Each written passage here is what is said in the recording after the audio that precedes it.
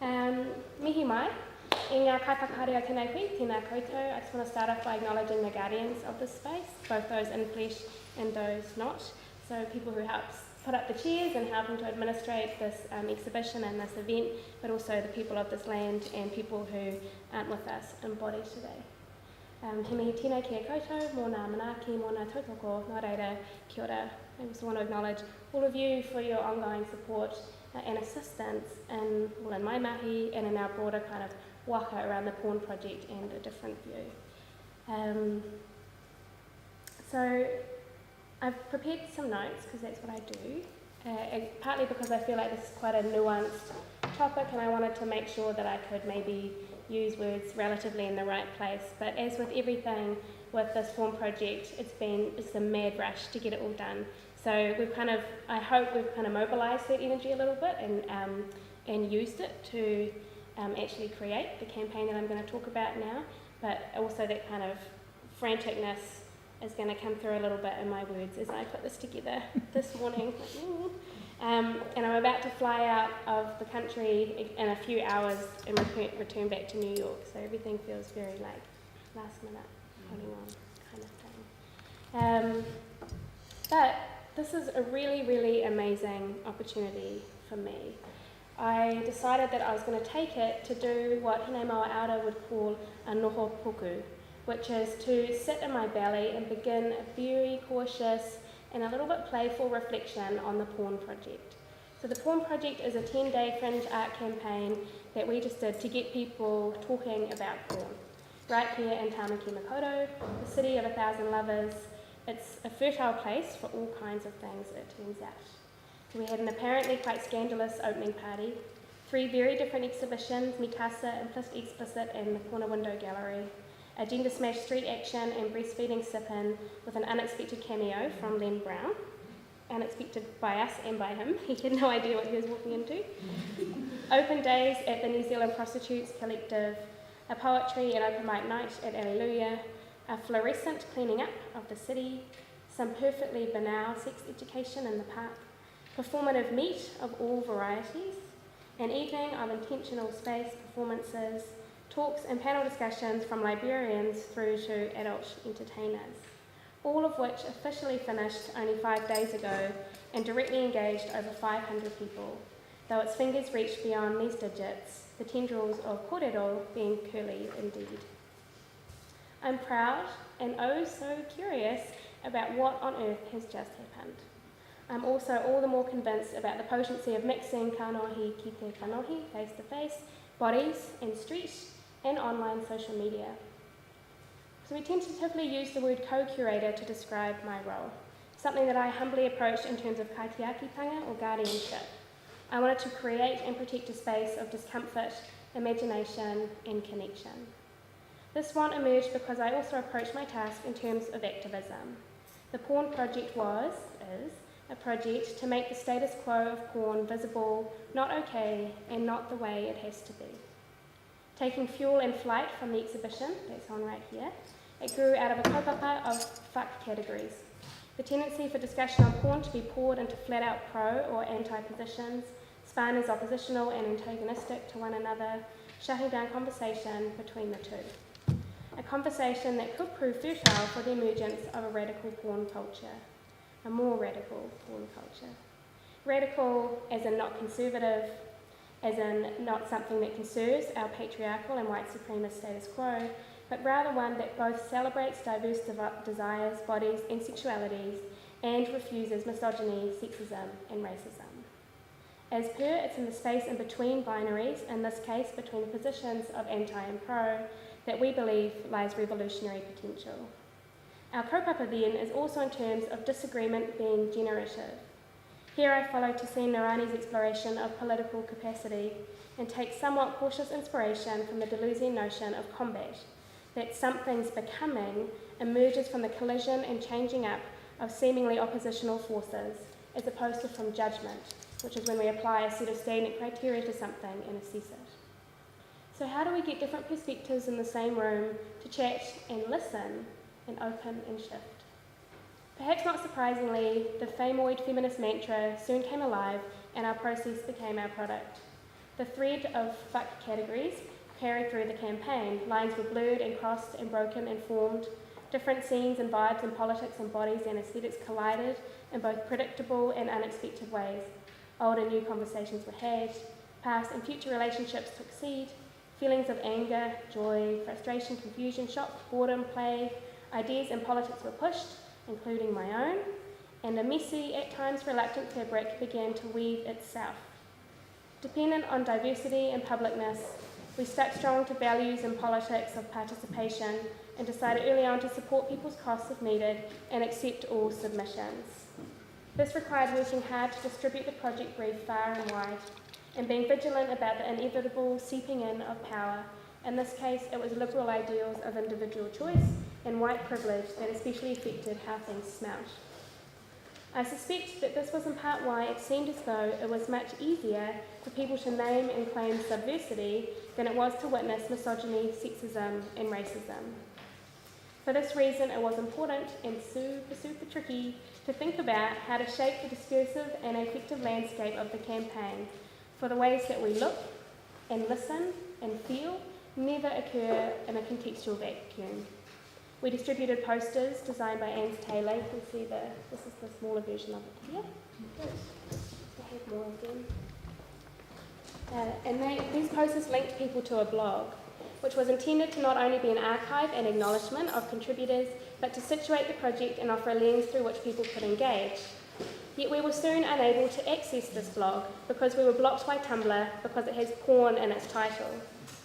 This meant that we had to rely on the now urgent creation and distribution of our zine, aided enormously by Daniel Ward and Elliot Francis.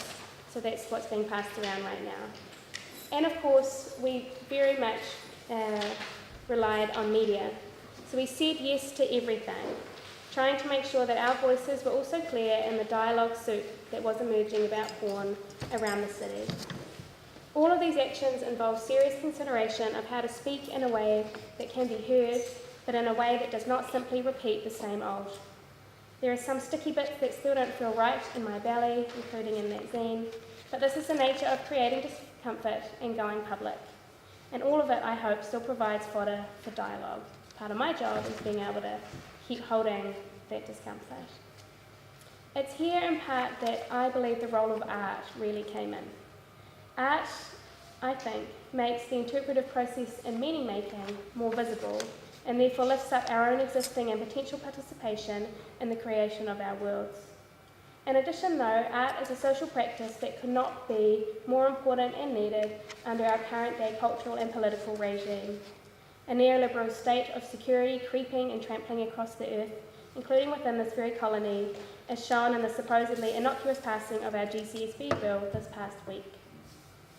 I should probably add at this point that I'm actually in the throes of a PhD that very broadly seeks to critically theorise how politics of terror enter and circulate within our psyches and bodies and souls and lives, and what we might like to do about it. So I believe that securitization is effectively not a war on terror, but more a war on imagination. It makes us violently afraid of the unexpected, of risks, of difference, quite unashamedly working toward an atmosphere of fear and distrust and stagnancy. In her essay from nearly 30 years ago, Poetry is Not a Luxury, Audre Lorde urges us to consider how what she calls the quality of light by which we scrutinise our lives, the form by which we distill our experiences, has direct bearing upon the product which we live and upon the changes which we hope to bring about through those lives. Refusing to rely solely on that which what she describes as the white fathers told us were precious, she calls for techniques, poetic techniques, that trigger imagination along insight and that honour feelings. For here, she says, are sanctuaries and spawning grounds for the most radical and daring of ideas. And this is what I think art, this is the potential that's held within art. And of course this campaign and this exhibition is calling for the artistic scrutiny of a mechanism, porn, that in and of itself serves the panoptical surveillance of our bodies, sexualities and relationships. So surveilling, surveillance, that's what I think we were effectively doing. There's more here, I'm sure, but my brain's a little too fried to think it through right now. There's so many layers and folds. This campaign is about so much more than just porn. From cups of tea at the New Zealand Prostitutes Collective, last-minute live interviews following Bucket Boy on You Late, scraping dirt off the Method and Manners floor, stapling 400 themes, going barefoot with Patupaearahi in Mount Purongia, and even this here bougie talk, all mixed with some shared grief around Heart's Health, potential Pepe and now ancestors.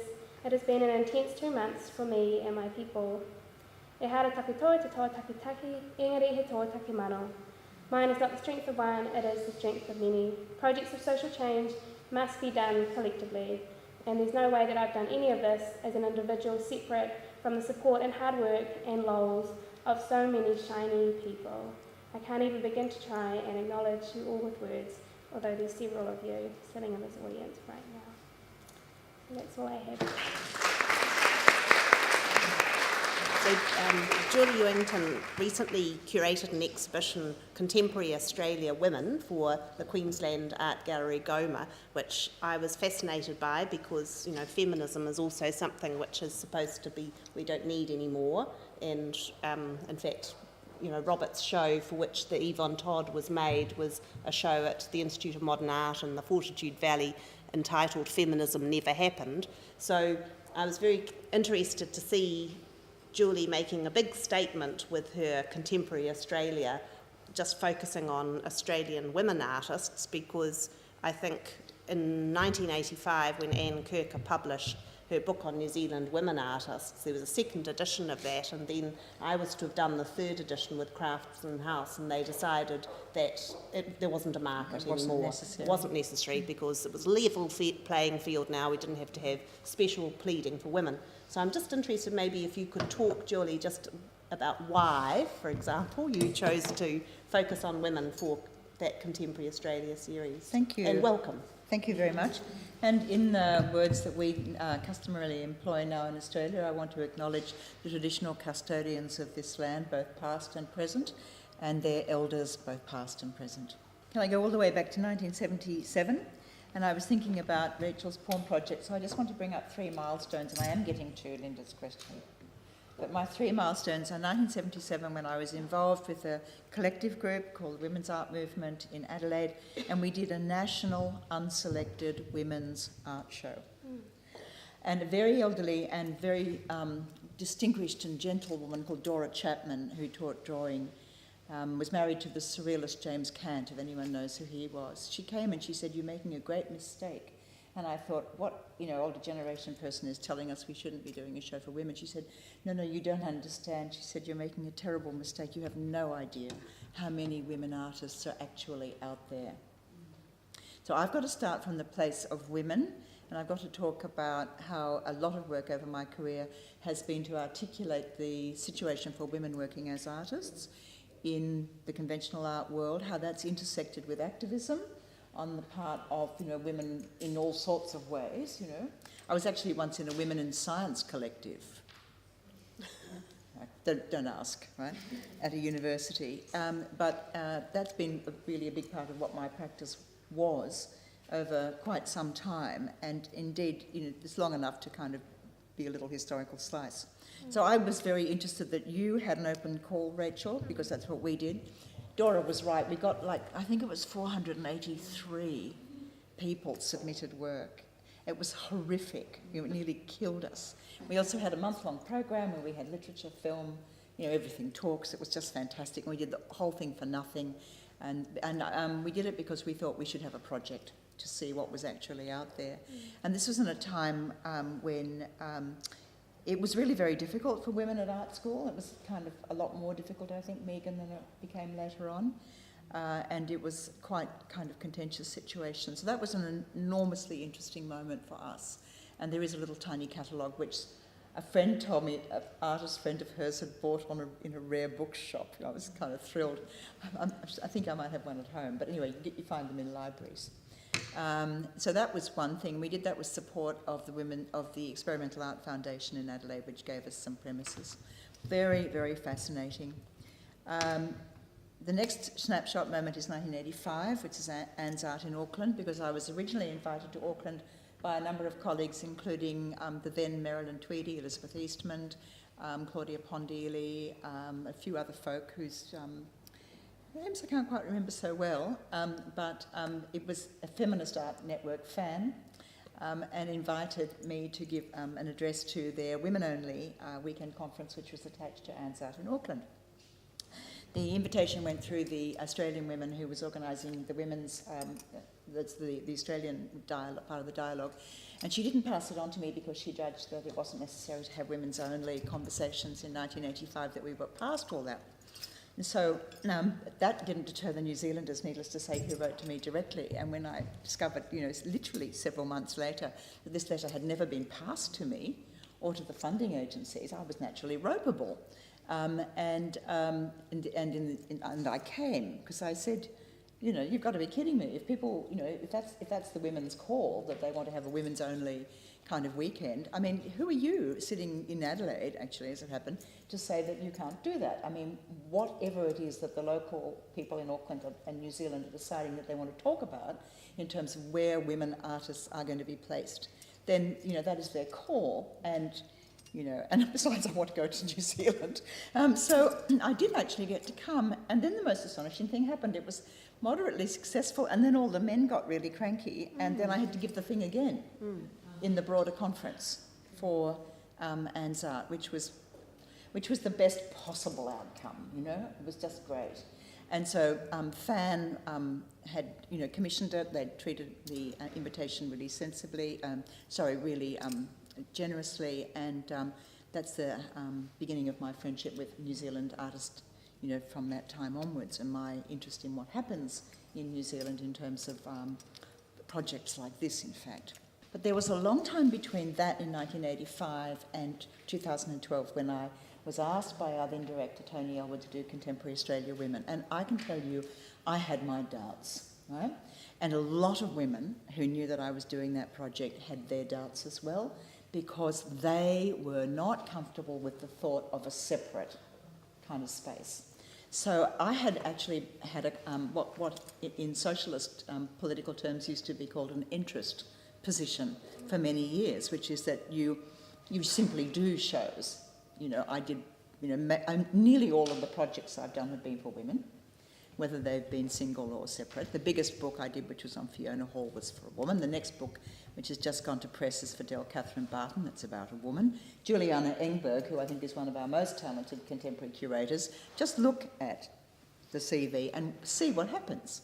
You simply take some kind of positive discrimination and you do projects with women. Why would that be? Because that's what I'm interested in, and because I think that's where a lot of the drive and change that's come in contemporary art over the last 30 years or so since I've been working in the field, that's where it's come from. It's come from women. So that's been the place to work. Not that I haven't worked with some of my men colleagues as well. So those have been really three major milestones, and a great part of my professional project has been to draw out women as artists into the public domain and into professional practice, in the full knowledge that in Australia and in New Zealand, women have been the great preponderance of art school graduates for more than 100 years. This is the same here as it is in Australia. This was brought home to me by a New Zealander that you know, Jim Allen, because he was the inaugural head of the Sydney College of the Art, which started in 1977, which was the same year that we did that show in Adelaide. And even though we had fisticuffs of a discursive kind quite early in our friendship, Jim did actually seek me out in the early 80s when I was teaching at the University of Sydney, and he said, there's something I really want you to know about what we've discovered about our Sydney College of the Art graduates. And he said, we have found by surveying graduating population that the women graduate earlier and with higher grades than the men. It's not just that there are more women or less, but that's what we're finding. And he said, that worries me. I said, what's happening? And he said, I don't know. But that worried him. And I mean, I never put concern for the women students down to Jim. I misjudged him, right, badly. But it goes to that issue, which is now a really enormous one in Australia, which is what happens when you contribute public resources to the education of women who then do not find themselves in positions of leadership or positions where they might be making absolutely major contributions to the public domain. So that's a big, broad social, economic and political issue in training, which I'm going to come back to, but in a different way. Eventually I said to Jim, they don't drop out, they drop off. And there's another whole kind of post-graduation set of issues which were beyond what Jim could really do as part of Sydney College of the Arts, which is now a part of the University of Sydney, became much later a part of the University of Sydney. The project that I was involved with over all these years of introducing and bringing forth women into public practice as artists has been, I would say, successful, or shall we say relatively successful.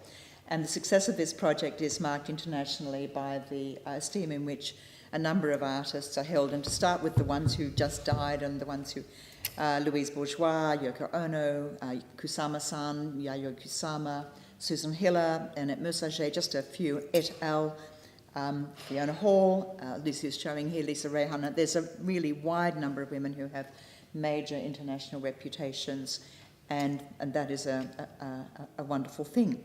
How does all this have to do with the place of the erotic? I don't actually think the erotic and the pornographic are that different, Elizabeth. I'm going to probably there's a philosophical argument in that. But how is all of that registered, and how are women bearing on that? Now, I have thought over this whole span that the politics of this has changed, but not enough. I don't think enough has been done since the famous publication in 1975 of Laura Mulvey's canonical Visual Pleasure and what's it called? Narrative cinema. Thank you, Visual Pleasure and Narrative Cinema. I've always been very fascinated by that because I recognise what I would see as a kind of some part of it reads to me sometimes like a kind of conservative repression on pleasure, actually. And I keep remembering that she's Irish, right? But that's just a sort of a biographical side of things. But I was also brought up, through the period of Sydney libertarianism, and that's where Germaine Greer and also Lynn Segal. Lynn Segal comes out of that. That's where she was trained at Sydney University in philosophy and psychology, as you probably know.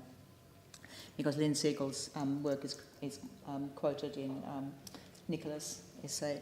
So there was a whole kind of other stream there too, which was all about empowering women in their expression of their sexual power and their sexual interests, and all of this has interested me enormously. As I said last night, it's fallen to me to support the collection of work by women that does express their erotic energies, some of which is hardly, at least in one museum, some of which has never been shown.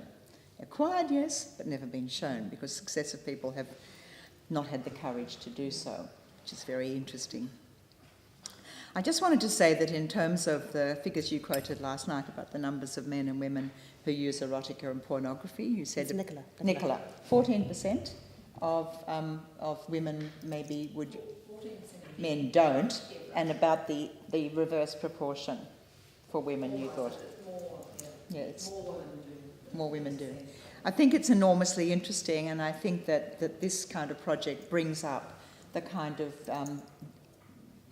disproportions, gender disproportions in the use of pornography, and I would then go back and say the gender disproportions in terms of feelings of authentic access to one's libidinal energy and power, which I think is something we all owe ourselves, right? That's really extremely interesting part of this project, I think, for me. So I suppose what I'm interested in is the way in which the project and what Rachel's done has to do with women being aware and articulate, being involved in research, being involved in theorising in a very complex and nuanced way, to use your word, Rachel, in this particular environment.